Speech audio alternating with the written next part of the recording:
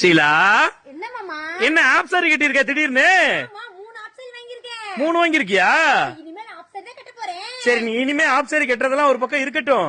நீ app sorry கட்டிருக்க பார்த்து ஒருத்தர் கமெண்ட் பண்ணிருக்காங்களே. என்ன கம்பெனி இருப்பாங்க? அக்கா ஆப் சாரி கட்டிருக்கீங்க, சூப்பரா இருக்குன்னு சொல்லிருப்பாங்க, அவ்வளவுதானே? இல்ல வயசான காலத்துல கிழவிக்கு ஆப் சாரி தேவையான்னு சொல்லி கமெண்ட் பண்ணிருக்காங்க. இந்த கமெண்ட் அவங்க பண்ணாங்களா இல்ல நீயே கேக்குறியா?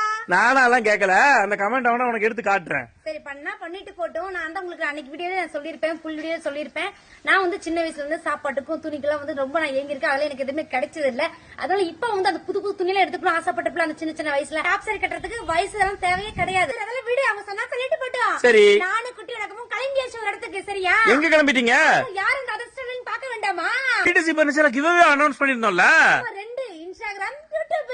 அதுல பெஸ்டா கமெண்ட் பண்ண இன்ஸ்டாகிராம், யூடியூப் 2 பேருமே செலக்ட் பண்ணிட்டாங்கல்ல. 2 பேத்துக்குமே என்னுடைய வாழ்த்துக்களை தெரிவிச்சுக்கிறேன். சீக்கிரமா வந்து பாப்பாவோட கையில வந்து சோபா வாங்குறதுக்கு ரெடியா இருங்க.